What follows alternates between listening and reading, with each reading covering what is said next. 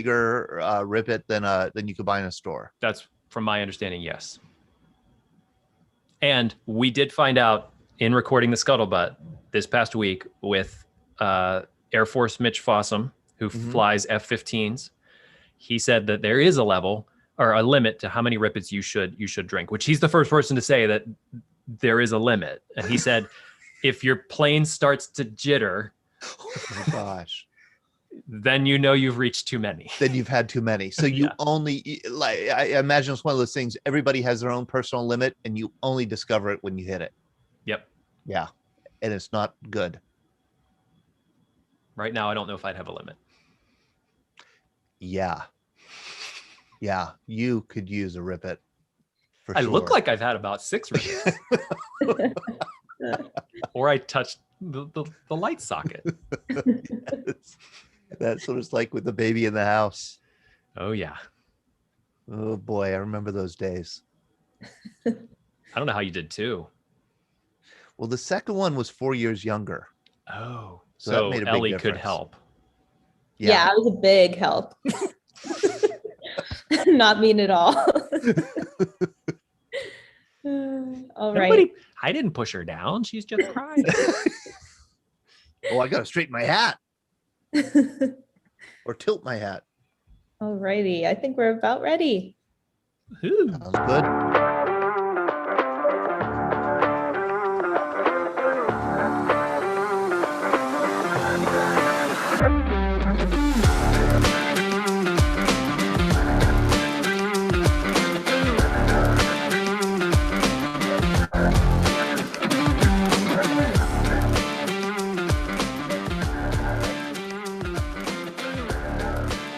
Good evening, everyone. Welcome to Generation 9/11. I'm your host, Sean Hall. I am going with the quarantine haircut tonight. It's getting a bit crazy, but this is what I like to call a little bit. Yes, this is what I like to call dealing with an angry 13-month-old all day. That's my title for it. He says he could use some rippets. Yes, yeah, I could definitely use some rippets. I could use about 15 rippets. So excited to see you all. Thank you all for joining us. This is the Veterans Breakfast Club. I'd love to introduce our executive director, Todd DiPestino. Wonderful Hello. Hat, Todd. Yeah, I found this hat. Somebody gave me a Navy hat a while back, and I have never put it on my head. And I just put it on my head a few minutes ago and found that I have either a very large head or this hat is very small. And it is a khaki garrison cap, gender neutral, size 7 1/4 male, 22 3/4 female. So who wears this? And when would you wear this in the Navy? With a khaki uniform. With a khaki uniform. In the khakis. And it's not just officers who wear a garrison cap like this, right? Or is it? When I was in, it was pretty much. The chiefs wear the hard hat. It's khaki. Okay. And it's not one size fits all. No. No, they're not. I would have guessed one size fits all. That's why I'm wrong. Todd. Yes. This illustrious picture that I have here. Yes. Our VBC magazine, yeah. That cover is white. I could, in about 2 minutes, take that off and put a khaki cover on. So it's the same hat, just a different cover on the hat. Correct. Okay. A cover on the cover. Correct. Okay. And thank you for holding up the magazine. We can pitch the magazine. This is our VBC magazine. We flatter ourselves in calling it a magazine and no longer a newsletter. It's still kind of thin, but we do have some veteran stories and some other wonderful material in it. We mail it out free of charge. If you don't get it in the mail, it's because we don't have your address. Please give us your address and we'll put one in the mail. It's fun to put together, and I think it's fun for people to read. We've gotten some good responses for it. Yes, So. and Ellie is actually the one here who puts it together. She does a fantastic job. We're going to be making that magazine, I think, thicker come the spring. It'll be going out 4 times per year. So yeah, make sure that you guys give us your addresses. We got a great program lined up tonight. Dave Sever is going to kick it off after our announcements here at the beginning, and then we're going to switch over to John Kelly. I'd like to say hello to both you guys. Thank you both for joining us, and we're excited to dive into your stories. First up, though, we kind of want to do some announcements here. This is Generation 9/11, and we got, other than this program, which is on Thursday nights every week, we have our Monday night VBC Happy Hour hosted by Todd. And we have our Wednesdays mornings, the Veterans Breakfast Club at 9 a.m. And first next week is going to be Greatest Generation Live hosted by Glenn Flickinger. We do have a big week next week, though, don't we, Todd? Yeah, it is a big week. We have 5 events in 7 days. So Monday night, we'll have the happy hour, and we'll be focusing on the National Desert Storm Memorial that's proposed for the mall in Washington, D.C., and also we'll be commemorating the 30th anniversary of the sad event on February 25th, when an Iraqi Scud missile hit a warehouse that was being used as a barracks for the 14th Quartermaster Detachment, and exploded and ended up killing 28 American reservists and wounding at least 100 others. We'll be talking with the Gold Star Mother from that event and also other people who were there around that event. That'll be Monday night, February 22nd at 7 p.m. And then the very next night, we're coming back with Greatest Generation Live. It's our World War II roundtable. Glenn Flickinger, who is here with us tonight, will be hosting. And I'm going to let Glenn share who our guest is going to be, because it's pretty cool, pretty darn cool. He's a pretty cool guy at 99 years old. It's P-51 pilot Bud Anderson. Lives out in California. I've had the pleasure to talk to him twice now, both times about an hour or more. For 99, he's sharp as a tack. There's a picture of him flying a rebuilt P-51 when he was 93 or 94. Is pretty remarkable man. His World War II story is fascinating. But I actually went on with him the other night because I'd done a lot of reading about him and I was curious. And he also was a test pilot in the Mojave Desert with Chuck Yeager. Yes. Chuck Yeager, in fact, was part of his squadron, 357th, during World War II. And him and Chuck were good friends. He also went on to fly, but did not see combat in Vietnam. Yes, he was a wing commander, maybe? Wing commander, exactly. Wing commander. So he was career military. John DeLallo, did you know him at all? You have your hand up. Sorry about that. I forgot to unmute. Todd, I met Bud at a conference in, I think it was Dallas, might have been San Antonio. Herb Kelleher from Southwest Airlines hosted the conference of airline purchasing people. And just to make it short and sweet, do not miss Bud Anderson. The guy, this was in the mid 80s, and I had an opportunity to sit down and listen to him, talk to him. The guy is an absolute thrill. He's a treat, and he's a treasure as well. And I'm telling you, if you miss Bud Anderson, you're going to have to get 30 lashes. You really are. The guy's terrific. How much did we pay John for this, Todd? Yeah, I know. Thank you, John. Thank you for that pitch. No, I don't get paid for this. I'm telling you, I sat and listened to this guy's stories, and I'm going to tell you what, the guy, he probably got brains like about the size of a BB, but he's got cojones, like cannonballs. What were we saying about like the 95th percentile? Yeah. There you go. I know Jim Jameson served with him at Edwards, right? Edwards Air Force Base in California. Yeah, it was my first duty assignment. I was assigned to flight test operations, and from where I was situated to his office was right around the bend. And so did you run into him? Did you, interact with him at all? Right next, literally in the next room. I mean, my office looked out to the runway, and you step back and in the next door, and there was his office, and he actually shared an office in the 1960s with Major Robert White, who was the X-15 pilot. Oh man. So Jim, you better be there Tuesday night. I'll And be there. Henry Okay. said that People he hasn't remember talked. me, but I remember him. Yeah. Henry said he hasn't talked to Bud, but he's talked to his son. Henry, do you want to chime in? Is his son as enticing as his dad? Does it seem? Well, I only talk with him on email, but yeah, he showed me some pictures of his like medals and stuff, so it's pretty cool. Awesome. And Henry, also, I want to highlight, how many stamps have you received from our stamp drive for Henry? A lot. A lot. Are you getting books? Are you getting single stamps? Are you getting rolls? What are you getting in the mail? All of those, many things. What is your favorite stamp so far? Is it all American flags? Is it different designs? Well, I liked I got Bugs Bunny ones, and I also the Purple Heart ones. Those were really cool. Did anybody Kind of here egg. send the Bugs Bunny one?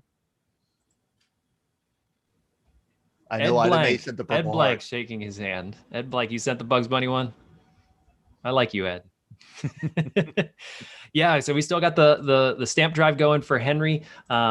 Henry is looking to write and thank you notes to 500 World War II veterans in 2021. Henry, how many are you up to at this point? Have you written?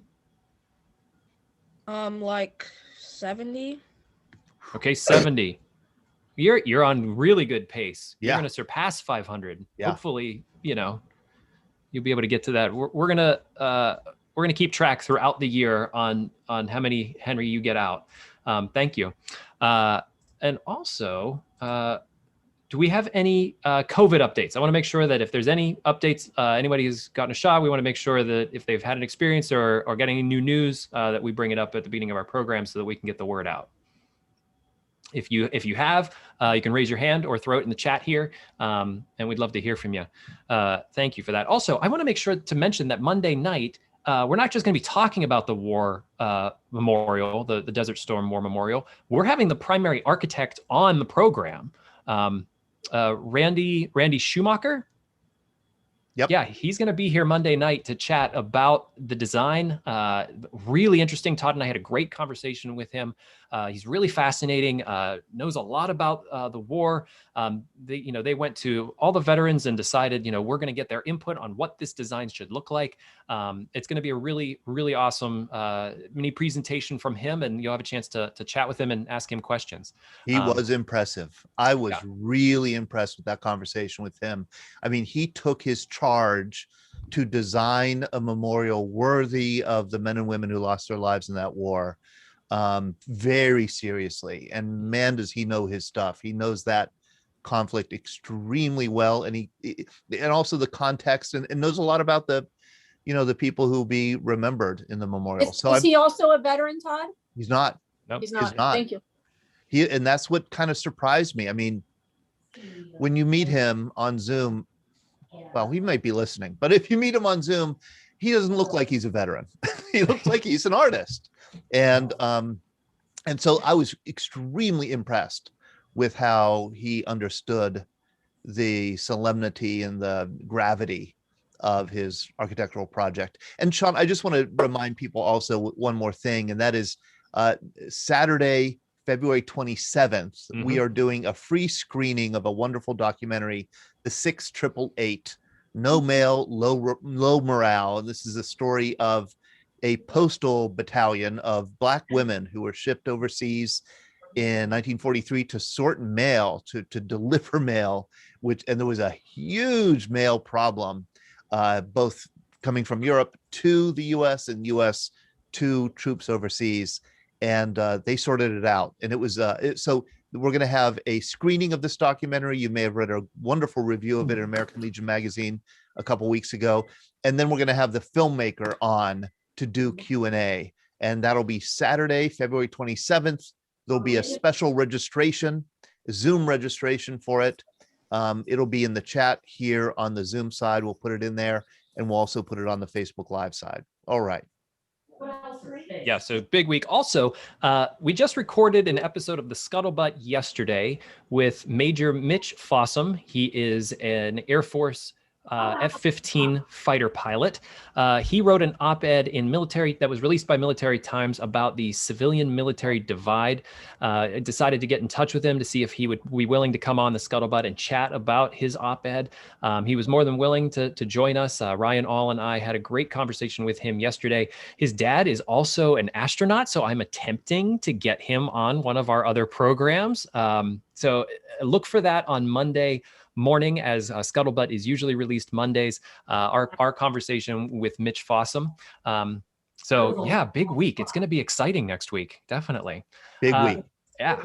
So to wrap up our announcement this morning, we have Mary Ann Raymer here. Mary Ann, thank you so much for joining us from AARP. I figured I'd give you the floor here and let you talk a bit about what's going on with AARP. Hey, Sean, thank you so much. And Todd, thanks for giving me the opportunity. AARP has been involved with caregivers for a number of years. And in the last probably 4 years, we've really concentrated on caregivers for veterans. And I don't know if people know the numbers, but there are 5.5 million military and veteran caregivers in the United States. And that really adds up to $14 billion worth of uncompensated caregiver services. And yet only 15% of the programs that are out there that deal with caregiving really concentrate on caregivers. And, I know that the people I'm talking to here probably know someone who's doing some caregiving for a veteran. They may be a caregiver themselves. And we realize that there are so many stressors being a caregiver. So AARP is really concentrated on trying to provide resources to the caregivers of military men and women. And on February the 25th, we have a webinar.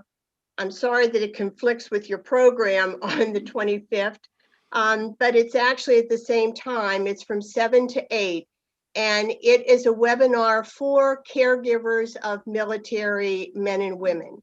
And there's a national expert. Her name is Amy Goyer. She's going to be providing resources. And then we have someone from the Department of Veterans and Military Affairs here in Pennsylvania, talking about some of the resources that are available here in the state of Pennsylvania. So as you can see there is an RSVP online, and you need to do the CVent RSVP in order to get the Zoom link. So I appreciate Todd putting that up, and I'll put it in the chat. So as people are, spending the rest of the program here, we'll be able to, add that, to the chat. But it really will be a worthwhile program in terms of helping caregivers really take care of themselves. What's so important is the fact that caregivers sometimes don't even realize the stress that they're under. They want to do it all themselves, and they really sometimes need to reach out to other people.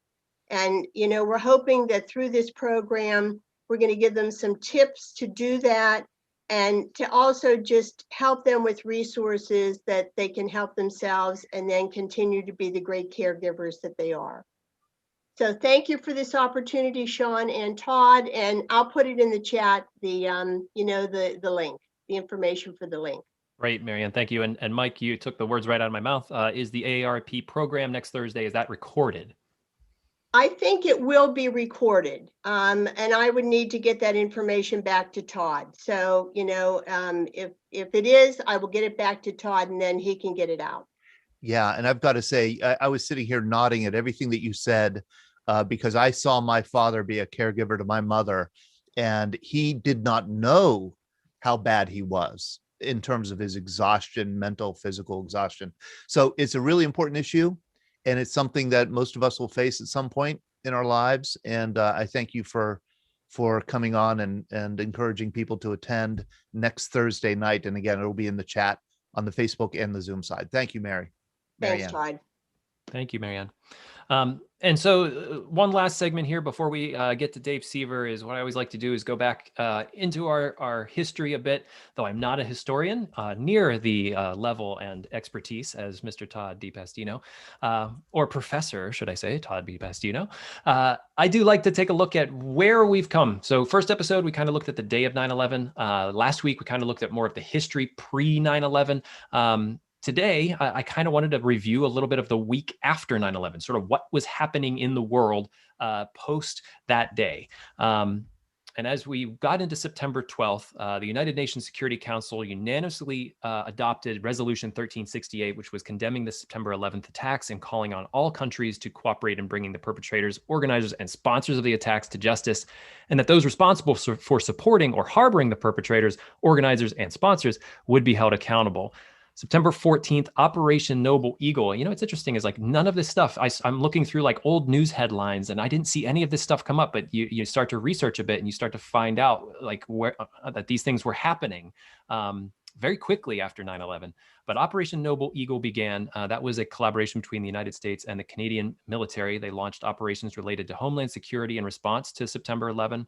One, as it was called, began with the mobilization of thousands of National Guard and Reserve personnel to perform security missions on military installations, airports, and other potential targets, such as bridges, power plants, and port facilities. I want to share my screen because there was actually a patch that they had for this particular Operation Noble Eagle here. I don't know if anybody here or anybody knows of anyone who received this patch that was a part of this particular operation. But as we go into the September 14th, that was when the authorization for use of military force against terrorists was passed by the United States Congress. This sort of led the way into September 20th, where the first time the phrase war on terror was first officially used in a speech by President Bush at the time, said, "Our war on terror begins with Al-Qaeda, but it does not end there. It will not end until every terrorist group of global reach has been found, stopped, and defeated." So that was kind of like the week after. I'm interested as we continue on with this program, next diving into the invasion of Afghanistan, sort of how that came about month to month. So it might travel a bit faster in time as we go along. Watched a really great documentary this past week on the Army Rangers who were first in, other than CIA operatives that were in. And how they special ops were able to go in and reclaim Kandahar from the Taliban. So I'm really excited to dive more into that history as we go along. But I want to get to Dave Sever tonight. Dave, there you are. What was the name of your documentary you watched? Let me find that. I will put it in the chat before we end great. tonight. I found it on Canopy, which you can watch anything on there for free with a library card. And I have a Mount Lebanon library card, who we're teaming up with Greatest Generation Live. It all comes full circle. So Dave, how are you doing tonight? Good. Good. Welcome. Thank you so much for joining us. I have a hat for Todd. Oh, this is some of my pictures from Kuwait. So this is the one that I wore most of the time when I was in Kuwait, from the desert camouflage uniforms that we had back then. And what's the name for that hat? So this is an 8-point hat, because if you look at the top, it is octagonal in shape. That's a nice hat. That makes too much sense. I've had people offer to buy this. The Navy would have given it some bizarre name. And then tilted it or something. So, of course they would. Yeah, it was commonly seen on Marines, but this is what they issued to us. So that is interesting. Yes, I'm used to seeing it on Marines. And somebody in the chat, I think it was Mike Chirac, said that these garrison caps were for E7 and above. E7 and above in the Navy. Just to clarify that. And Jimmy Jones, I want to your message in the chat. The Pittsburgh Coast Guard Reserve Unit was activated a week after 9/11 and sent to New Orleans. We were the only ones on the commercial flight. I assume people were still afraid to fly. Yeah, there was. Yeah, I can see how that would be. Dave, there you go. I'm gonna share my screen, David. Here we go. Sure. Bill Jeffcoat, sorry, I want to pop over to Bill. your hat as well. We're Yeah. going to dive down a rabbit hole of hats here. You can do a I whole started hat. something. Yes, we've There you started. go. That's another octagon. I kind There of it like is, that one yeah. a little better, Dave. What's that? Bill's hat, I think, is just a little cooler. Yeah, I'm he's sorry to got the say. Marine, that camo. This was kind of a generic, everybody wore it camo. Mhm.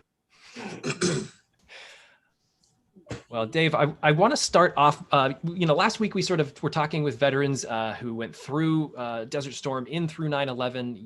You enlisted after 9/11, correct? Yeah, I joined up in 2003. Mm-hmm. So I'm medical. So I was a direct commission. So as soon as I raised my right hand, I was an officer in the Air Force. Awesome. And let me pop back, and we're going to go back to the 9/11, the day. And I'm guessing that was sort of your reason for joining the Air Force.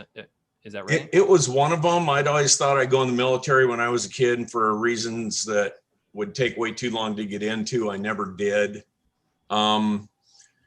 Went to college, got a degree, had a 17-year career in juvenile corrections, kind of burned out there. So I went back to nursing school and had a Air Force Reserve officer my senior year as a professor, and found out that even though I was pretty ancient by then, I could still join the Air Force as a medical professional. So I took my shot. Mm-hmm. Just how ancient were you, Dave? I was 43 years young when I joined the Air Force. There's hope for me yet. I'm only 39, though. Get your nursing degree or go back to med school. Yeah, I don't think they're going to take a guy with an acting degree. It just, I don't know if they'll really have a place for me. Maybe maybe a Public show affairs. somewhere. Yeah. Now, where were you on 9/11? What happened with you that day? So I was actually at home. I was still in nursing school. I was at home. I graduated. Home was where? Home was still out in Idaho. Okay. And I was home, and my kids were teeny tiny. And my wife called me and she said, go in the bedroom and turn on the TV. And, I turned on the TV, and there are the towers smoking, and I just knew instinctively what had happened. Mm-hmm. And do you come from a military family? Yeah, my dad was the oldest of 10 kids. His dad was in the Navy. He was in the Air Force, and he has 7 brothers. So 5 of them were in the military as well. Do you think that sort of history sort of helped lead you to I know what's going on here? Oh, definitely. Yeah. And throughout that day, were you sort of glued to it? You said that was part of the reason that you decided to join? Was there an upswell of sort of, I need to do something? There was, of course I was in nursing school, and all of us were we were put us on a bus, an airplane, we'll walk if we have to. We need to go to New York and help these people. Were you originally from Idaho? I was born in Florida, but we moved to Idaho when I was so young, I don't remember Florida. So I will say, yeah, I'm from Idaho. I'm interested to understand more of I say that would be the regional mindset. If I was in the city here in Pittsburgh, there was a different level, I think, of fear maybe as being in downtown, as being sort of regional in Idaho. Did you feel that way? I think the whole country felt that way, honestly. Because, after 9/11, you remember, all the trucks and vehicles with flags and all sorts of stuff on them, just a groundswell of patriotism across the country.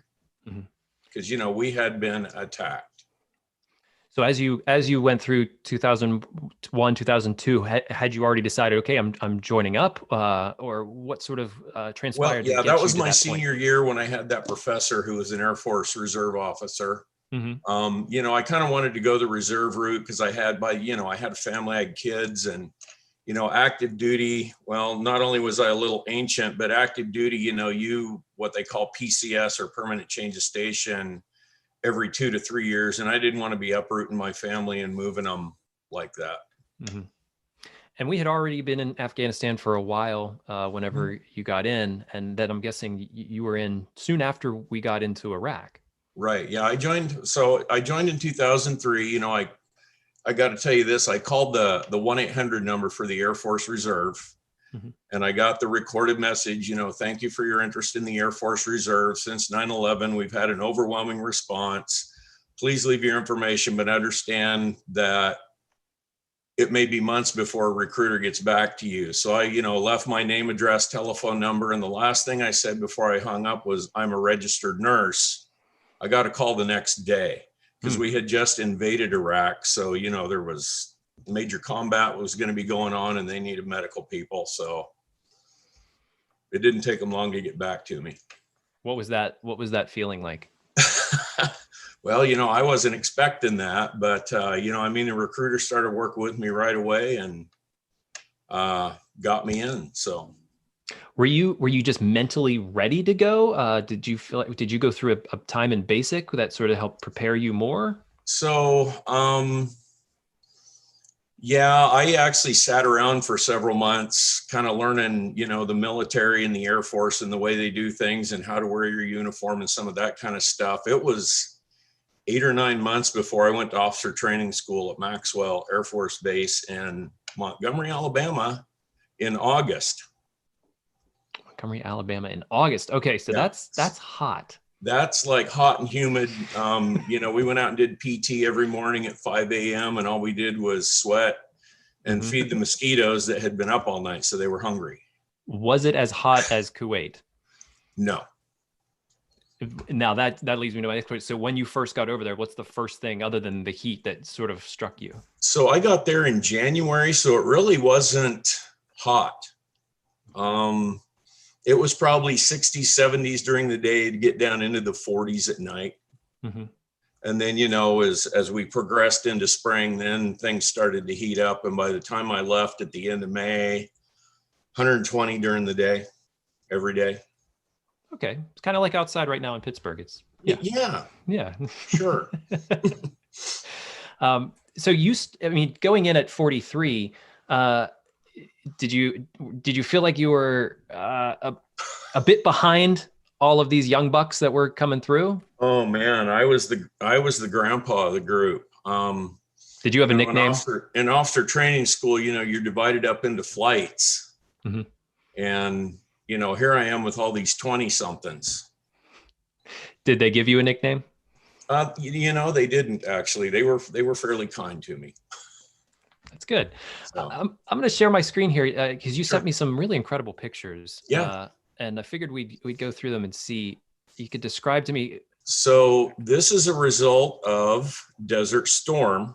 This is at Ali Al Salim Air Base, Kuwait. So it's about 40 miles south of the border with Iraq. And that's what a bunker buster will do. So there were 30 some of those hardened aircraft shelters on the base, and they had a hole poked in every one of them. There's a little story there, but these are 4 feet of steel reinforced concrete, 4 feet of sand, and another 4 feet of steel reinforced concrete on top of that. Wow. I had more pictures. My computer burped a few years ago and I lost some of them. I don't know if you remember, for those of us who remember watching the news during Desert Storm, they showed the hardened aircraft shelter at night and you can see the aircraft circling and you see the bomb penetrate and the doors blow off each end of it. That was number 7. And I had pictures of me standing in the floor of number 7 waving up through the hole, but my computer burped and I lost those. The one thing we didn't know is that's the one where the Iraqis had put the Kuwaiti prisoners.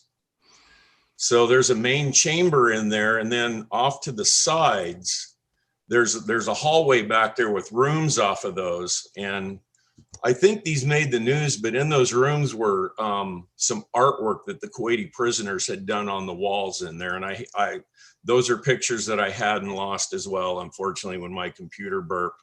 But it was just eerie going in those rooms and seeing that artwork and knowing those guys had been in there, and the overpressurization from the blast from that bunker buster killed all of them. So how much tonnage is in one of those? Be able to pierce through and blow one out? I have no idea, but you can see the damage they do. Yeah, and it's a good size comparison here with the Porta-John. Well, yeah, you can get a fighter aircraft inside that main chamber there so that you see the opening there for. Only like one fighter aircraft. Yeah, you can. Yeah. Right. And some of the local residents. These are huge herd of camel. Yeah, and you can see, I know John Washabaugh was talking a couple of weeks ago about how to use GPS, and you can see kind of in that picture how featureless Kuwait is with, the terrain is there. It's just sky and sand. Yeah.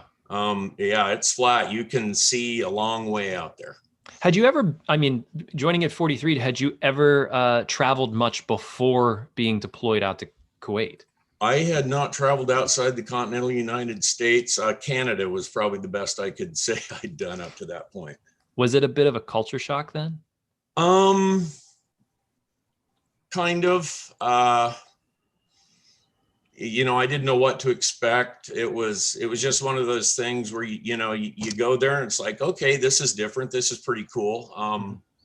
Like I said, I took a lot of pictures. I lost a lot of them, unfortunately, but it was just kind of a different thing. But really, we didn't go off base and do a lot of off base stuff just because we weren't allowed to.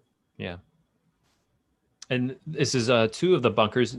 One of these would not fit inside. These planes are a bit too big. Those are C-130s. Those are Japanese Air Self-Defense Force aircraft. The Japanese were on the base there with us. They were part of the reconstruction effort going on in Iraq at the time. So every day the Japanese would get up and hop on their sky blue C-130s and fly into Iraq and do whatever they were doing for the reconstruction effort, and then come back that evening. When I first saw the first time I saw one of these blue C-130s, it was the only one I saw, and I'm like, is that like a joke or I didn't know what to think because I'd never seen a sky blue C-130 before. Okay, so timeline wise, you were there after the fall of Saddam's regime. Well, I was there in 2007. So this is when the surge is going on in Iraq. Okay. So I'm thinking 2003. Right. You were in 2003 and then were deployed in 2000. Right. So that was my first deployment in 2007. Wow. Okay. That changes my mindset here a bit. Being part of the surge, what was that like?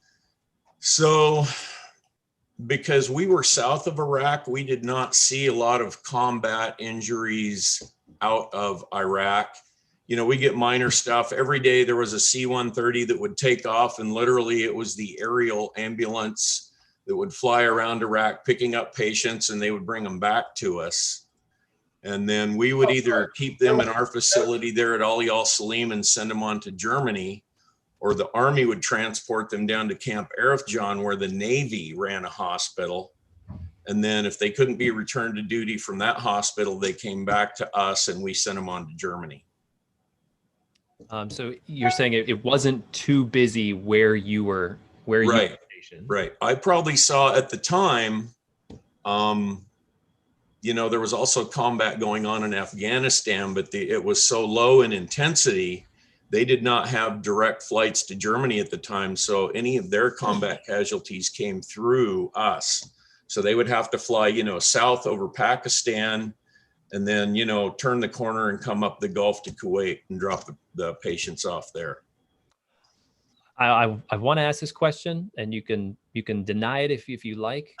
But working in a combat hospital in that type of environment, and troops will come in, and you're gonna work on them or help them. What was that like? So, my job as a nurse, I don't work in a hospital. I work in what used to be called a contingency aeromedical staging facility. So like we would get the patients off the aircraft, coming out of Iraq or Afghanistan, get them into our facility and either send them on to Camp Arifjan or get them ready to go to Germany. So we're kind of the middlemen of the AirVac system. That's Afghanistan there. Okay. So that's Bagram, Afghanistan. As you're sort of with them in transport, how would you help them? So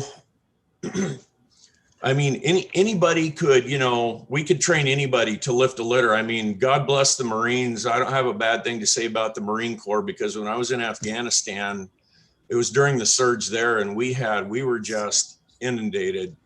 And VMA Q2 out of Cherry Point was right across the fence from us. And I borrowed those guys a lot to help us move litters and get patients out. But patients have to be stable to fly. There's a whole system that we run patients through. They have to be validated by a flight surgeon, et cetera. But stable can become unstable at any point. So you need medical people there to do that job in case, somebody goes south on you. And is this on that same flight So that's a C-set. So there's a C-130, and you can see, kind of the size of that aircraft with that ambulance backed up to it. They were bringing in a patient, I think, from Kandahar on that one. Is this rain or is this sand? That's snow. Snow. Okay. Yeah, that's Bagram, Afghanistan. That was in 2010. All right. And then this. So that's the inside of a C-17. Okay. That we were loading. That's also Bagram, Afghanistan. So you can see, how the litter stanchions are 3 high. And then if you kind of peek at the edge of the picture on the left there, you can see the ambulatory patients sitting in the seats along the fuselage. So you can get 36 litter patients and I think 40 some ambulatory on a C-17. What is the atmosphere like on this? You can see it's large, it's open, it's well lit. I mean, when they designed the C-17, it's a beautiful aircraft. It can do everything and do it easily. So, on a typical flight like this, we would load the patients on there, work with the aerovac crew that's on there, which is 2 nurses and 3 med techs, to take care of all those patients, keep an eye on them, because it's an 8-hour flight from Bagram to Ramstein in Germany. And what I mean by atmosphere, I guess, was there a level of emergency on the flight? If everyone's stable, is everyone sort of on a high alert? What's the feeling like on the flight? Yeah, so it's tense because, like I said, these guys all have to be stable, but again, stable can become unstable at the drop of a hat. So you're keeping an eye on things pretty closely. And this doesn't necessarily look like a flight. No, that's what we call an ambus. So there are, if you count, top and bottom, there are 13 patients on there. So there are 12 in the racks on the side, and then you can see the guy floor loaded there in the back. And we did that a lot because, I was there 192 days and we moved just over 5,000 patients in that time frame. Wow. You can see the guy on the bottom. Oh, sorry, we'll get to him. We'll get to him in a minute. Okay, yeah. You can see like the guy on the bottom left or bottom right there has an external fixator. So his arm was badly broken enough that they had to, take him into surgery. And that's how they, initially repair the arm or that bone that thing is literally screwed into the bones in his arm. So you can't be queasy doing this. No, you can't. I have pictures I would not give you to put on this screen because, I'd have people yakking probably.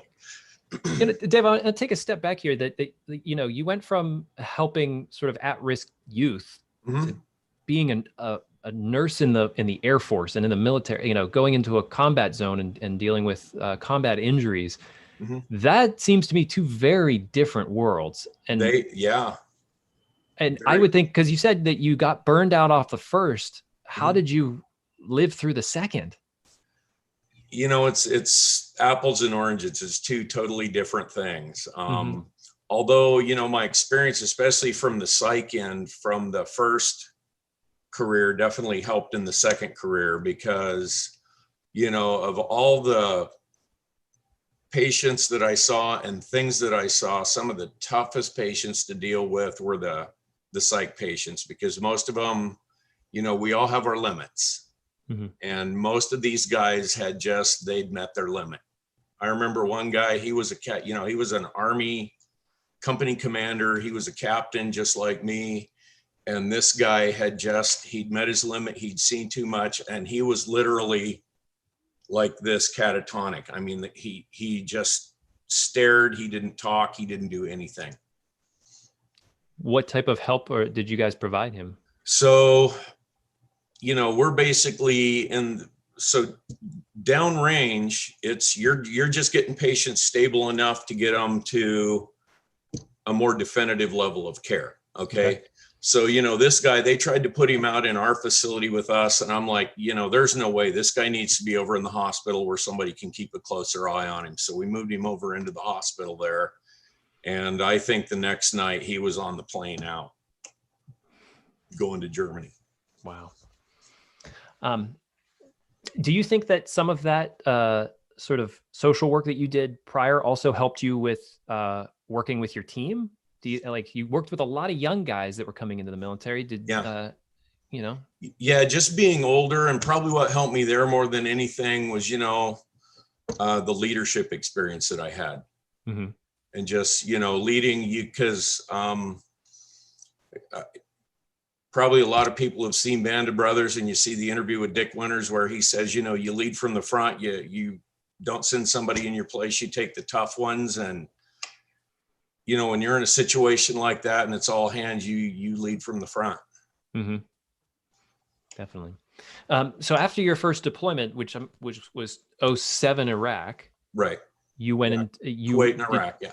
Did you come home before going out to Afghanistan? Yeah, I was home. So that was January to May of 2007. Mm-hmm. And I went to Afghanistan. I actually landed in country January 1st, 2010. So you had a long time between the two deployments. Right. Yeah. 3 years. So in the interim, I volunteered to go to Germany 3 times and got turned down. But, if I volunteer to go to the sandbox, they're like, pack your bags. Why were you turned down going to Germany? No idea. It's one of those things you kind of wish you knew. Right. Yeah. Yeah. And so you then volunteered to go to Afghanistan. Correct. And why? That's the job I'm in for. Were you contracted for a particular time, or were you just, because you're still in, correct? Right. I'm still in. Yeah. I do have a retirement date at the end of September, 2022. I have one more deployment coming up this summer. And then when I get back, I'll have less than a year of retirement. So where are you deploying to this time? Back to the Persian Gulf. Mm-hmm. As I have to say right now, an undisclosed location on the Persian Gulf. in the vicinity. Right. That's something we were talking about on the Scuttlebutt with Mitch Fossum and Ryan All. We were talking about the number of deployments that the current generation of active military have had to deal with, and that it's not just one deployment for X amount of time. It can be upwards of 5, 10, 15, 20 deployments. Right.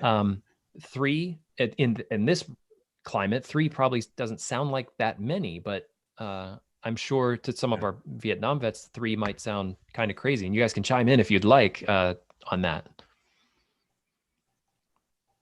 But how do you feel about that, Dave? So, my attitude is that's what I signed up for. When I raised my right hand, I agreed to do what I was told to do when and where I was told to do it. So, this last one will actually be my 4th deployment. Okay. Because last spring, I got deployed to New York City to deal with the COVID stuff there. Let's talk about that a little bit, because that's sort of a local, in a way, deployment. And you've been in a combat zone. You're dealing, like I said, with combat injuries. This is a whole different thing, dealing with a pandemic in New York City. Right. What was your mindset going there? How did you prepare yourself for that? So it happened fairly quickly. The first 6 for my squadron that went in had less than 24 hours notice. It's like, pack your bags and get here. I had a couple of weeks. So I was in the second wave that went into New York City, but still, I didn't know what to expect. So when I packed my bag, I just prepared for a little bit of everything.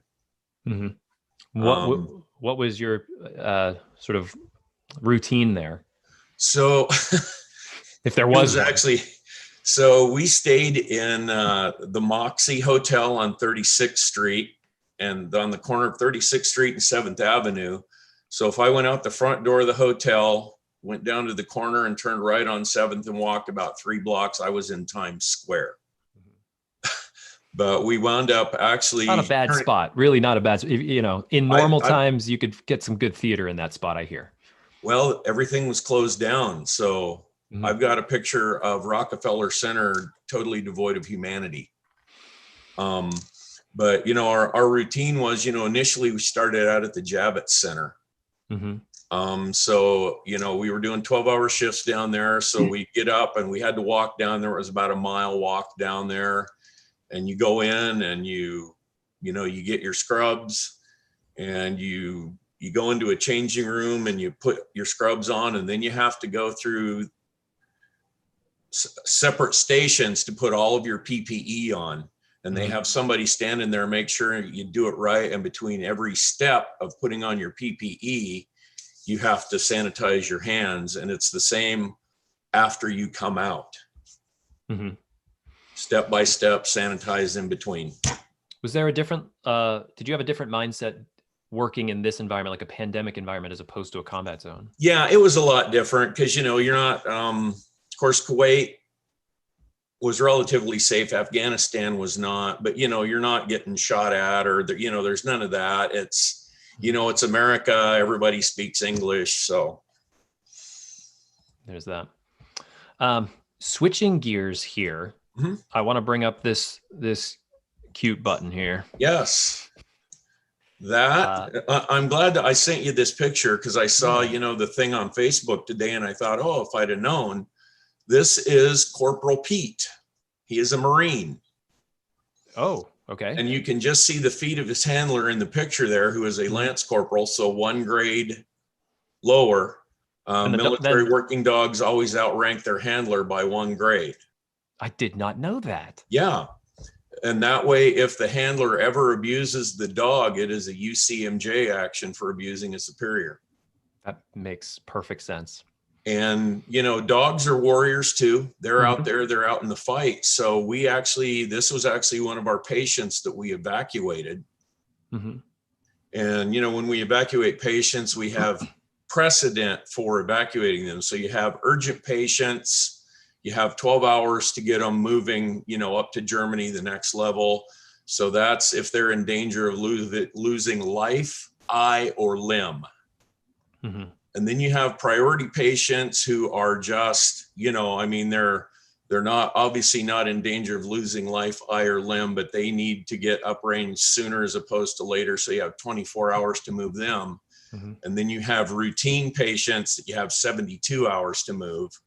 Although we were so busy, I saw routines sit for 5 days sometimes because we had so many urgent priorities to put on the aircraft. But if a dog has a priority rating and a human has a routine, the dog goes before the human because of that prioritization. Even if it's his handler, or when it's his handler, you mean? Well, yeah, the handlers go with them. Okay. And this is interesting to me because it looks like a black lab. It is. And I kind of expected that most service animals would be like German Shepherds. It's sort of the image I get when I think about a service animal. Did you see different types of breeds or like what?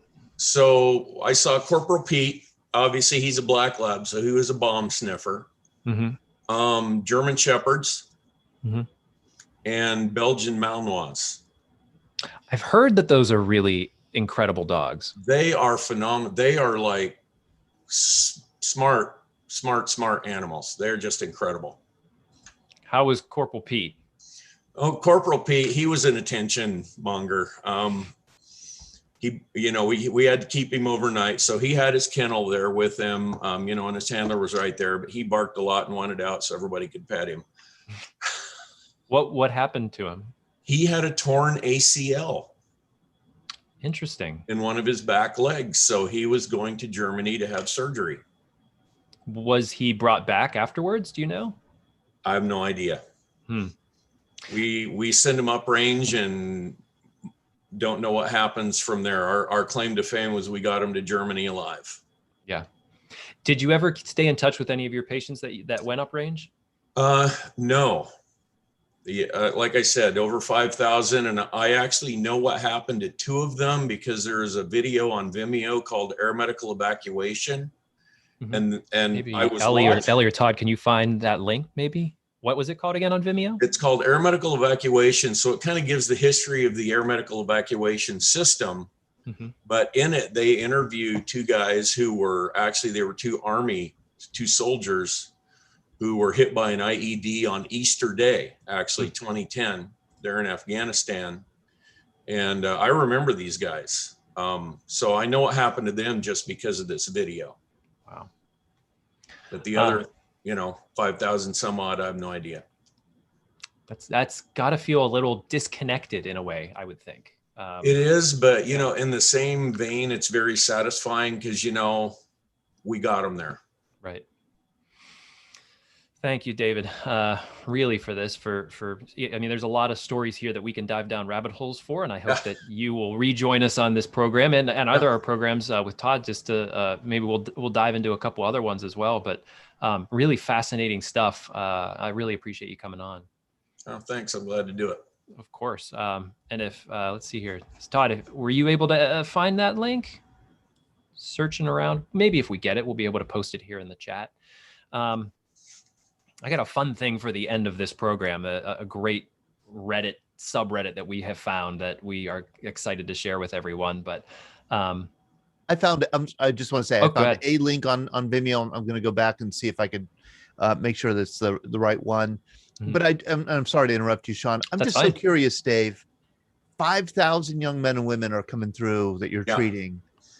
How do you not get kind of like attached to at least a few of them? Mm-hmm. Or do you have to work at that detachment to, keep focus on the job? So most of the time they are there for such a short period of time that you really don't have time. We did have one guy, we are still friends. He's now in the Puerto Rico National Guard. He was a patient. They sent him to Bagram. Because we had, the hospital there was full service more or less, but they did have a physical therapy clinic and he was having some back issues. So they sent him there to do some physical therapy and try and get him back to his unit.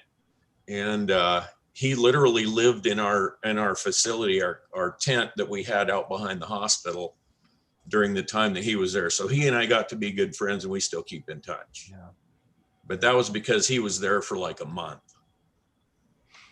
The other thing I was going to say, I put it in the chat, is that I'm always so heartbroken to see those pictures because, you hear about casualties, you hear about the numbers, and then you actually see pictures and you realize these are just young men and women. I mean, they're, very young. Yeah, I'll be honest. I have things that haunt me.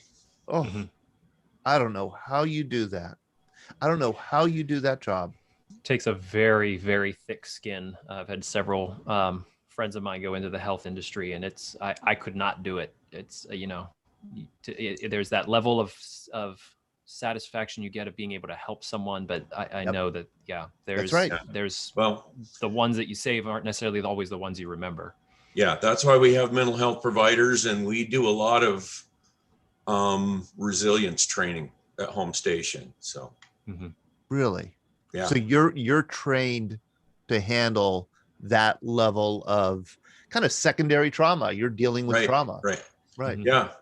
Actually, there's secondary stress trauma syndrome, which is, like maybe I didn't witness the guys get blasted by the bomb, but I witnessed all the guys who got blasted by the bomb. So there's actually secondary stress trauma disorder out there. Yeah. Boy, oh boy. That's, I mean, the work is great. Great work is only done when it's very hard to do. And you did it. Thank you. Thank you, David. I'm going to switch over to our next guest here, John Kelly. John, how you doing tonight? Thanks for joining us. I'm living a dream. I'm happy to be here. Thanks for having me on. This has been fascinating thus far. Awesome. To hear the stories and kind of connecting those dots, You look like you're coming to us from a padded room, so I hope everything's okay. That's right. I'm on the 4th floor down in the. No, it's okay. No, I'm my office is downstairs in my basement, And because I only rent space in my house, no one cares about whether or not I have walls. Right. So this is where I do my work. But yeah, basically, they're very happy to just be like, go down into your hole, Dad. Go work on that, on whatever you're working on there. Yeah, that's pretty much what I get. Glad you said that, Sean, because I thought, where is he? Story today, guys. That's what it's all about, you know. Well, I figured he had Steelers colors on, so being in a padded room is probably a good thing. Like, okay, Penguins colors make you feel a little bit better. It's even worse. Yeah, right. I'm gonna share my screen, John. You sent me some great pics here. You are friends with Ryan All, right?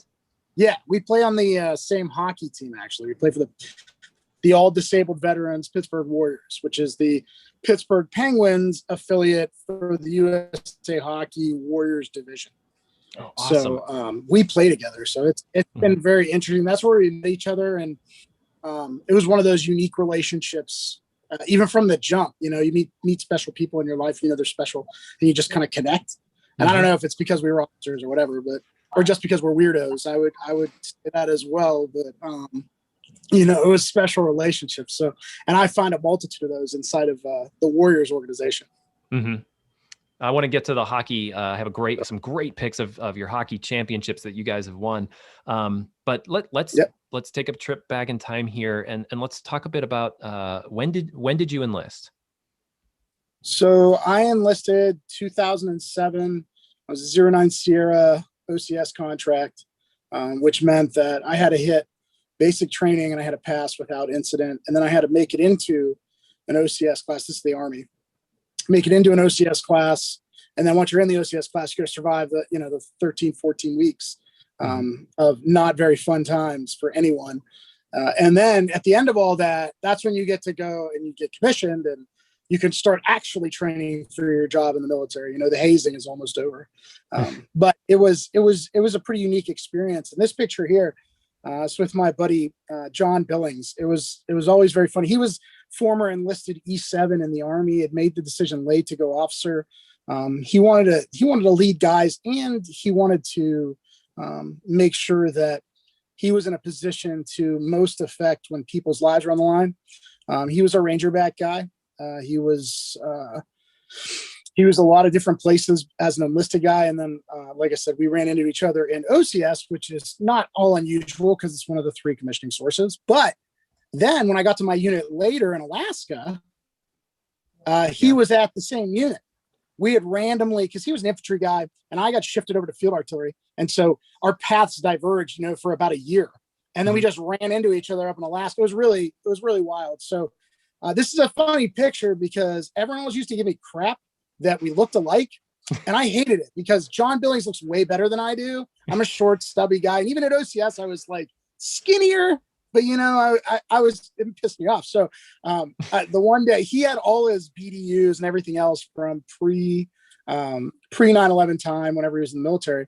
Mm-hmm. And so I had a couple sets because there's a story. I almost joined the PA National Guard, but I got disqualified for a variety of reasons, only to come back later in 2007 and go through the process successfully. Mm-hmm. So I show up the one day is his clone. Obviously, nobody else is dressed like this.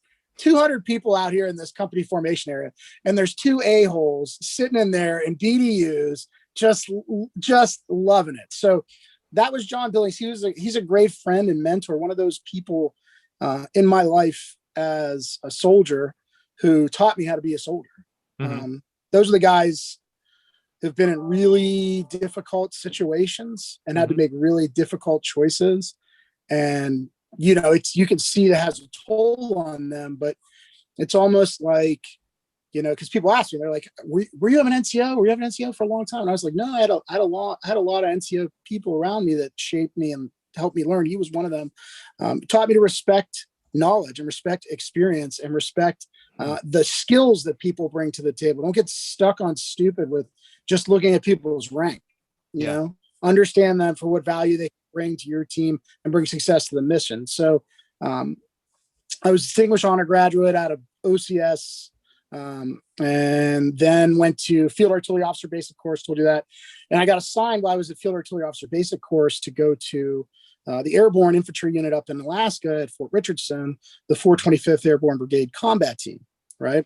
And so it was better than that because where is this at in Alaska? Is this north of the Arctic Circle or? No, we were down in Anchorage. And so okay. like if you imagine Anchorage down here by like the coast, southern coast, and then you're talking about like Fort Greely, where we used to jump into, go to train, Arctic training. That was like way up north in the like north of the Arctic. That was like, you know, your life's gonna suck for many weeks because it's not fun. Because you either go in the wintertime when everything's frozen, it's a hellscape, or you go in the summertime where everything will eat you. You know, like no winning either way. So, it's either 24-hour sun or it's 24-hour dark. Darkness, exactly. Yeah. That's a real thing. So I found out when I was in FAOBC, and they were considering 2 places for me to go because I was a real pain in the ass. I would call the assignments desk, like you weren't supposed to do, but I was very persistent. I knew I wanted to go to a combat unit. I wanted to deploy. The reason I had finally gotten through and pushed enough to get through the process was because my buddy Russ Kurtz, who I played football with and was in high school with, died in Iraq. He got killed by a shaped projectile. So that was incredibly impactful to me. So that's what he was an infantryman. He was an E5, 11 bang bang. And I wanted to do the same thing. I wanted to go fight because when he died, I really felt in my heart like guilt, you know, that you're capable, you're able to go and you're able to go do something about the problems that are happening in this world right now and be able to, in the most difficult of circumstances, and be able to be successful or a high probability of success. Yeah. And so that was when Russ died. I actually remember I was at his funeral, and there was another friend of mine, mutual friend of Russ and mine. Her name was Laura Maris, and I had known her for a long time. She's great in high school and everything else. She was talking about Russ and what he had done and how he died. And then she turned to me, I'll never forget this my whole life. She says, and so what have you been up to? You know, and I'm like, well, and there's no good answer for that in that moment. A good answer for that. Like in comparison to someone that sacrificed themselves for the greater good of this country, like I've done nothing. So that was the impetus to really drive me towards this dream and realizing it. So now back to John and field artillery officer. John, I hate to interrupt you real quick. So you didn't always feel like the need to become a soldier. So I had known that I had an interest in the military ever since I was in 2nd grade. It had gone back and forth, and then my parents weren't overly receptive. They weren't. So you don't come from a military background. No, my grandfather and my uncle, not my internal like nuclear family. Like my parents didn't serve, my sister didn't serve, any of that stuff. So it was very foreign to them, and it was really like auxiliary risk. Not that I have a problem absorbing auxiliary risk, but at that point in my life, I had been like ejected from the back of a truck. So they were like, "How good of a decision-making model can you use?" But they, they eventually sucked it up. So I did want to do something in service to my country. I was an Eagle Scout, Boy Scouts my whole life. Like I know and believe in the value and the fabric of the community, right? Yeah. And what they're to provide and how it should be comforting and not overpowering. And it should be filled with people that you can relate to, right? So that's how I was raised. And my parents never understood that the structure of the military is what does it for me. Like I'm really good at that. I can operate within that system very, very effectively. I spent 10 years of my life doing so. And talking about, high-speed airborne units through special forces units down to regular line units. It was a very successful belief system to get me through what were obviously challenging times. Why do you think that you were so successful in that system? Well, I said it before, I'm a pain in the ass. So it's nobody, like people get sick and tired of dealing with me, and I'm pretty specific and I learn as I go. So you might catch me off balance one day with something, a little bit more than me about, but guess what?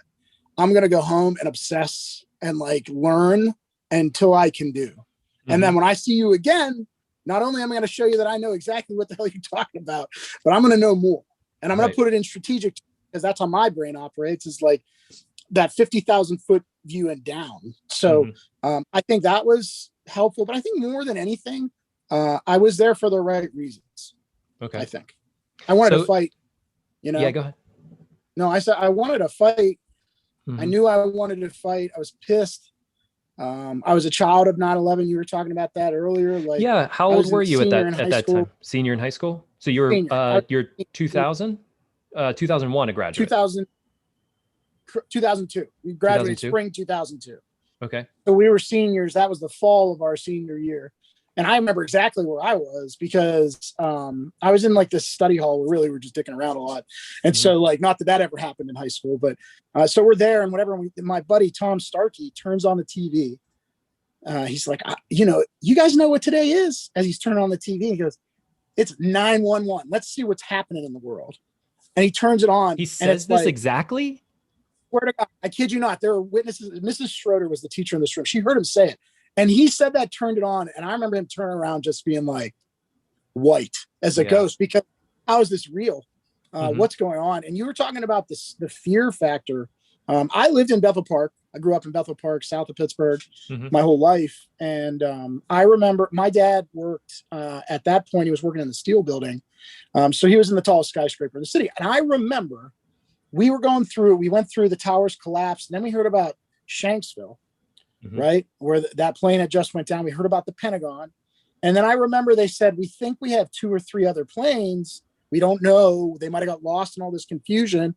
And I remember flipping out, honest to God, flipping out. Cause I'm like, if they're circulating around this area, heading towards DC, and now they're going to be fighter jets in the air, like they're going to hit the next biggest thing they can find, which is Pittsburgh. Yeah. Still sticks out like a sore thumb. Just aim for it, you know? And so I remember trying to call through to my dad and being like, Dad, turn on a radio, a TV, or get the hell out of the building. Just something, figure it out. Couldn't get through. And I remember my mom got through to me at school and she was like, yo, if you want to come home, just come home. It's stressful right now. It's freaking everybody out. My dad at that point was coming home. And I remember I missed football practice that evening, unannounced. I think my coach was pretty pissed about that I just didn't show up. But I was like, maybe they would have canceled football practice for the night. That there was kind of national emergency going on. But you know, it was different. The thought process wasn't there. We didn't accept for 2 or 3 weeks that, you know, that what had happened. So I remember that night sitting with my parents, listening to C-SPAN coverage and just being like, I feel really unsafe. Like that was the distinct feeling, like, no shit, those oceans are supposed to protect us. We have institutional knowledge in place.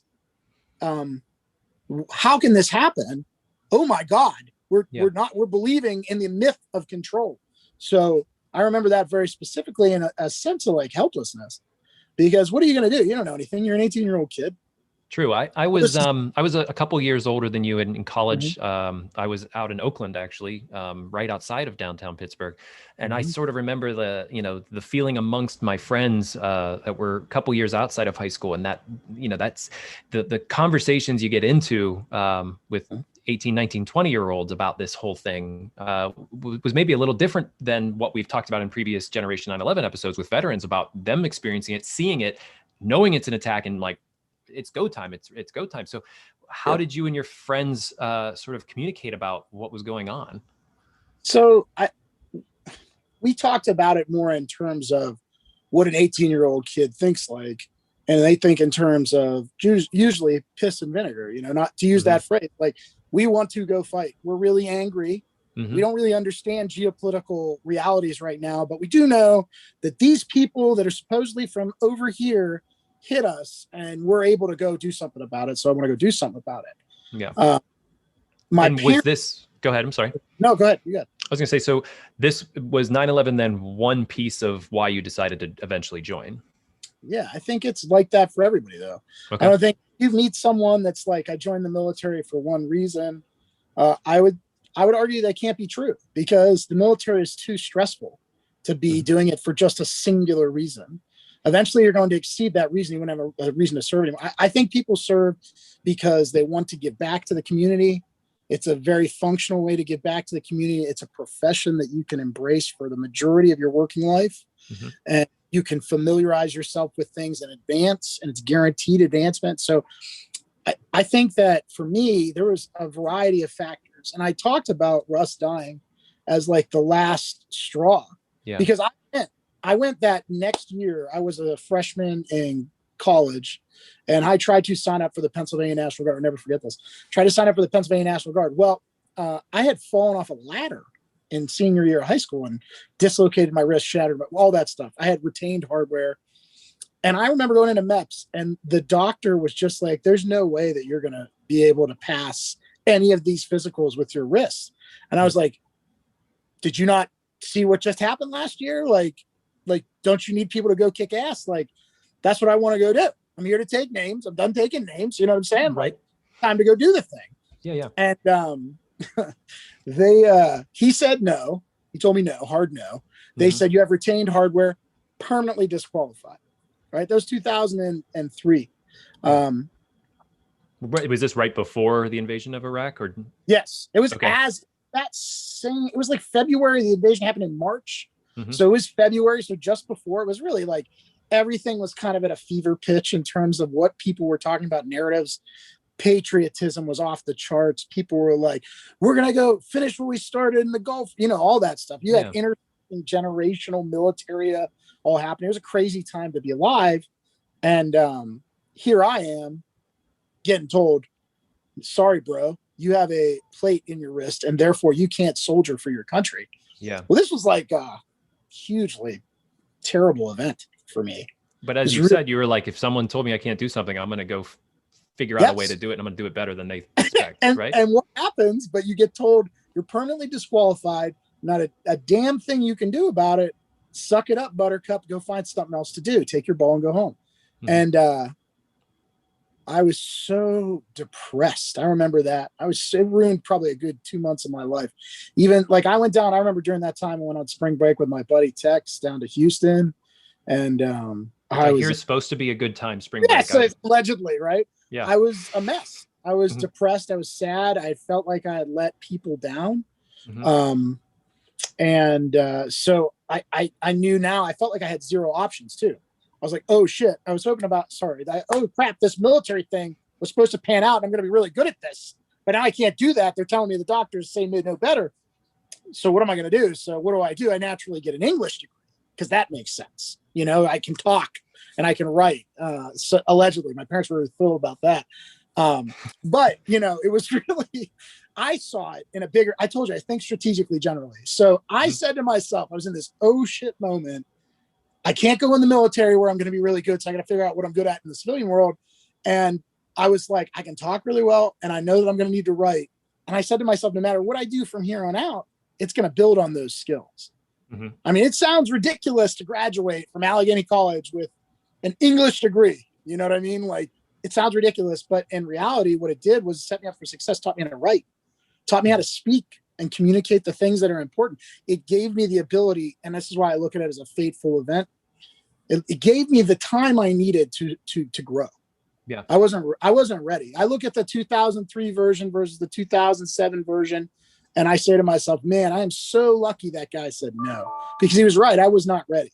I wasn't for different reasons, but I was not ready. So by the time I got out of Allegheny, Russ happens again. I feel terribly guilty. And I said, you know what? I don't care.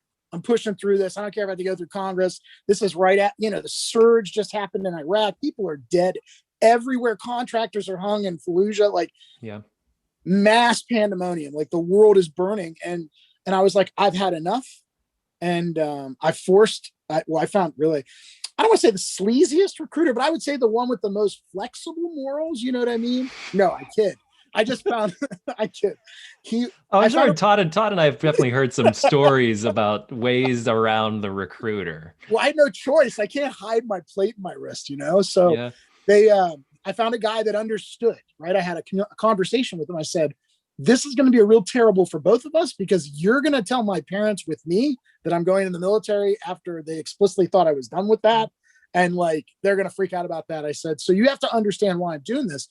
And I laid it out. I said, I've been getting ready for this all my life. Everything that I have done has led up to this. You got to let me go do this. Yeah. I don't give a shit what you think about my wrist or my capabilities. I can bench press 400 pounds. There's nothing you can throw in front of me that I'm going to be able to not deal with. Let me go serve my country, or give me the chance to fit. Right. And that's what I said to him. And he bought it. John, you are the guy in the hockey room that makes everybody want to run through a wall. Yeah, that's because I want to run through a wall right now. Like I'm ready to go. You're a fantastic motivational speaker. I just believe in what I say, you know, and I meant that when I said it to him. I said, just give me the chance to fail. Like, who cares? It's not wasted time or money. You're going to now get me as a private or whatever for the next 4 years. You get free labor out of me. Let me try. Yep. And we worked our way through it. It took a couple of different kind of congressional type stuff to happen, letters to be sent, phone calls to be made, but eventually they signed off on it and they gave me the permanent waiver on the wrist crap. And it was time to ship off. And so that takes me back. Now you understand where I kind of come from, right? In my perspective. That's the thing here is like, John, I want you to come back next week for part 2 of this, because that was such a great setup that I'm going to leave everybody hanging here, but I do want to talk about Ranger, and I need time tonight to talk about Ranger and Heather, Heather Irian. Heather, the best. Heather, you're here with us. Heather Irian, yeah. Here, I want to talk about you and your organization too. So let's, if you're available next week, come back for part 2 of when you're in. Yep. Let's talk about Ranger and let's talk about the organization real quick. Let me get over to that picture of. We also have Bill Jeffcoat that's on. Bill Jeffcoat, thank you for joining us as well. And Bill, you're going to be joining us on Scuttlebutt when we do the Canine Veterans Day. If everyone can see here, can you see Ranger? That's the perfect picture. It really is. It really I is. mean, what an intense face that is. It is. He is like he's you. He's ready. Yeah. He's just like put a challenge in front of me and I'm going to dominate.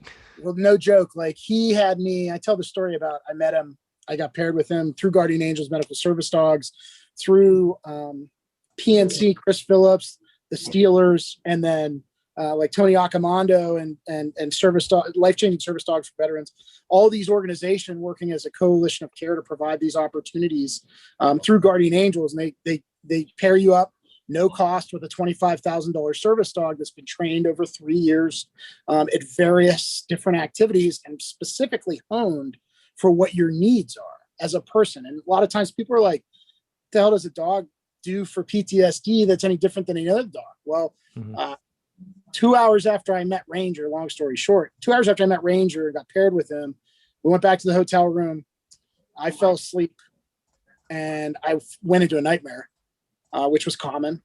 And he woke me up. He broke me out of the nightmare immediately. He barely knew me, broke me out of the nightmare. That's how ready he was to go. And so, like, that's to the level that these animals can bring that serenity and peace. And you don't know what it's like to let down your guard again for the first time after you've been bottled up and fearful to go to sleep. Like, to know that I have like a gigantic black German Shepherd ready, like, and you saw his face, like, he can look pretty serious. And I mean, to have him there and know that he was supporting me, I mean, it's reflective of Guardian Angels. It's reflective of the way they do their business. So yeah, I won't talk about them anymore. Heather, thank you for joining us with John tonight. Well, boy, actually, I'll bet you. Bill's the star. Bill's the star. Okay. I'm kind of being led by Bill. Oh, well, great, Bill. Thank you also for joining. And you know, let's talk a bit about how they get paired. How does this process go about? Do you want me? Okay, go ahead. Yeah. You know, it's a long process. They have to find out, fill out the necessary paperwork for the recipient coordinator from Guardian Angel Medical Service Dogs. And once they do the initial report and it's sent back to Guardian Angels, then the long process starts. They talk to the recipient's medical team. What exactly is the recipient? Is it, post-traumatic stress? Is it traumatic brain injury? Seizure disorder, insulin dependence, mobility issues, and then it goes back down to Guardian Angels, and Carol Borden, who's the founder and CEO of Guardian Angels, along with her staff. I think there's 4 or 5 members, and they sit and they review the applications. And it's, I think right now we have a waiting list of about 300 veterans waiting for dogs. Wow. There's a couple cool things that actually happen, just like Bill described. So say I registered or applied today, and we'll use Jody as an example, right, Bill? Everything you can think of under the sun, between sugar to everything. They actually send up a swab kit. The hopeful recipient, uses the medical and devices, if you will, sends it back down to Carol's group. That is how they start training the dogs as puppies. They can understand when Jody's sugar is low. They can understand pretty much anything with regards to his, I can't talk today. Sort of like the emotional not feeling, just emotions, the energy, but also the chemical, emotions, and definitely the medical side. And kind of like what John said, they wake you up whenever you have nightmares. And I got to tell you, I've been around these dogs. A lot of people, like John is one of my close friends, and they know when I'm upset. So yeah. John, when did you decide I'm going to reach out and find a guardian angel dog? I was at the point where I wanted to kill myself. I was at suicide point. I was crisis. I was for real done. Sick and tired of dealing with life, all the crap, everything. You get to that breaking point. You're just like, okay, literally, like, we're going to try one more thing, guys. If this doesn't work, like, take me out back and throw the ball for me one last time, or else I'm going to do it. Like, and there's different ways to show that. And I think my symptoms are fairly intense, just because of the nature of my perceived guilt, I guess, at that time, whenever I was at that low. And I just had to I did not believe that I was worthy of anyone's faith and trust. And so when you have nothing, and you've lost everyone around you and you've become completely isolated, there's only one place to go. And so I knew that it was like, I want to try and fight for my kids, or my son at that point. I only had one at that time. And I said, I don't understand how a dog can help with PTSD. I don't get it. Doesn't make sense to me. It may as well be magic. And that was my thought process at the time. I said, but I'll explore the option. And I came to Guardian Angels, and I remember I put in an application. Actually, I put it in 2 applications. Put an application with another firm. They got back to me and they said, you have to raise like $30,000 or something. And then when you get halfway, we'll start training your dog. Like, completely like, oh, here's a gun and a single round, like, go handle yourself. Raised $40,000. It was crazy. And so I found Guardian Angels, and they reached out to me.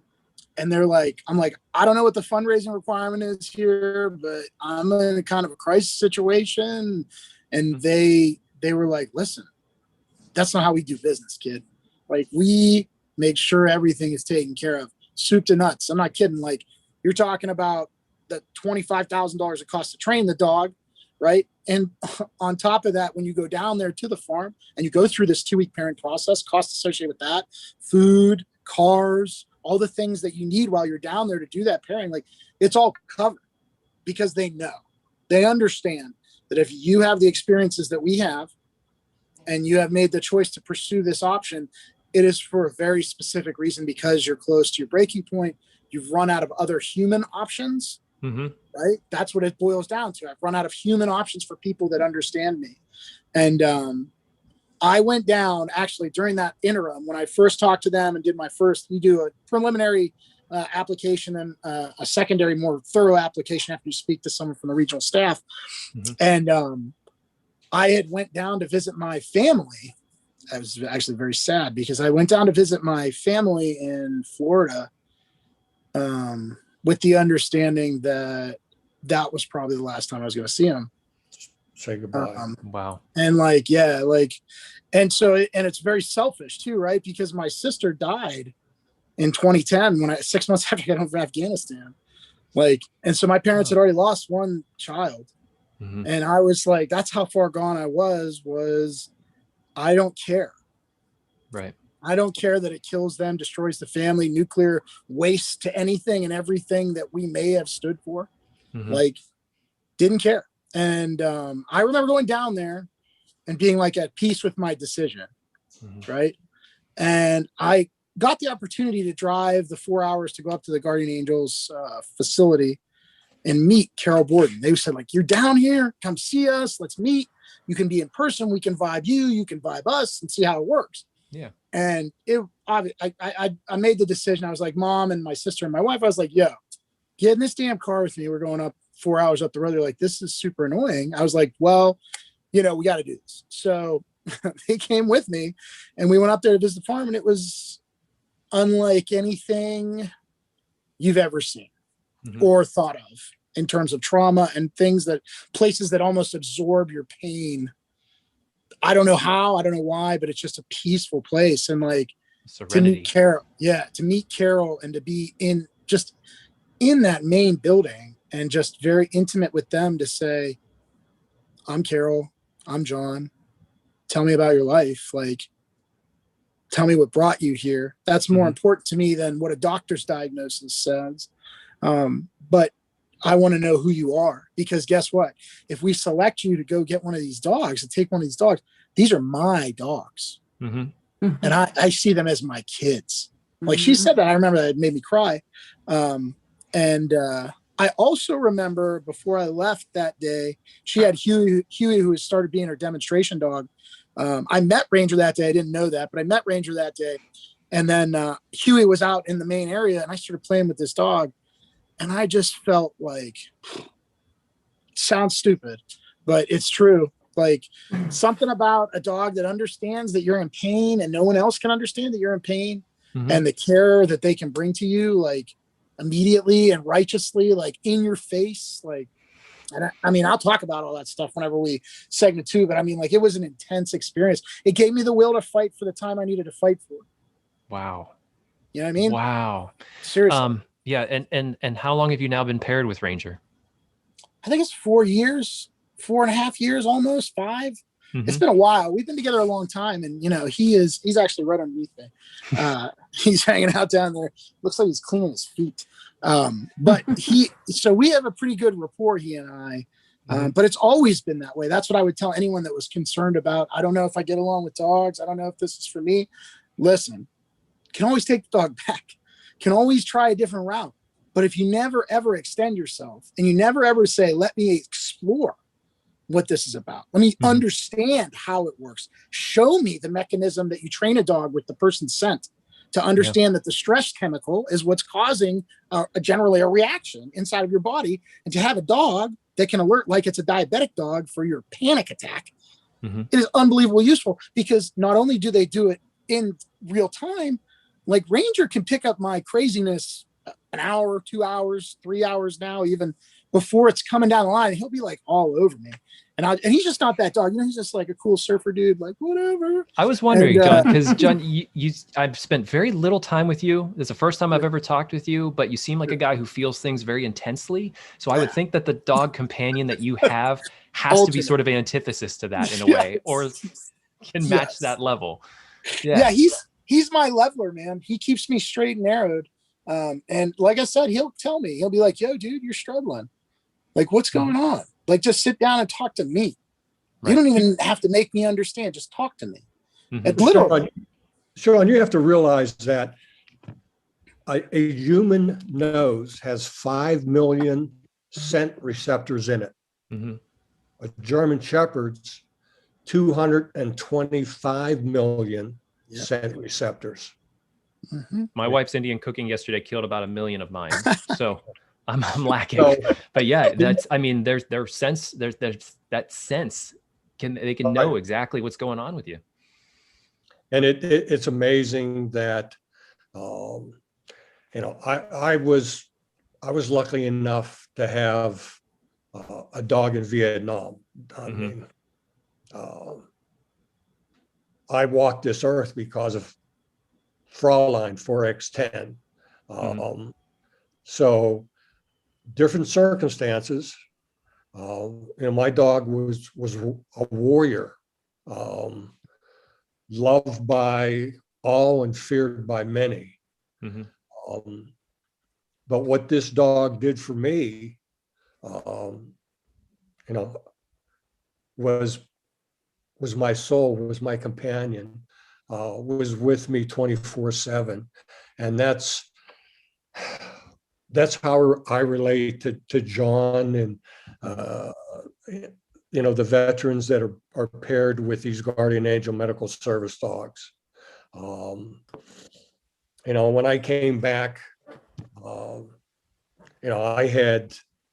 I didn't know what PTSD was. Look at Bill. Mm-hmm. And I came back and I went to the dark side. Mm-hmm. I was lost. Yeah. And luckily enough, I found somebody that took me by my hand and kind of guided me out of this. Yeah. And that was my wife, and she still taking me by my hand and guiding me. So I can understand, and I only did a tour and a half. Mm-hmm.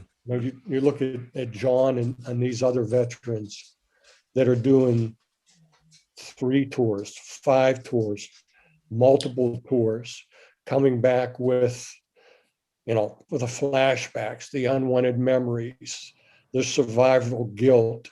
They don't want to be around people. Mm-hmm. So what's left for them? Where did they go? Right. And it's unfortunate that 22 a day take their own lives. So well, it speaks directly to the power of the Guardian Angels organization. We put the link to them in the chat, and it's one of those worthwhile causes that you're like, just take my money. I want to donate to whatever this is that's going to help people.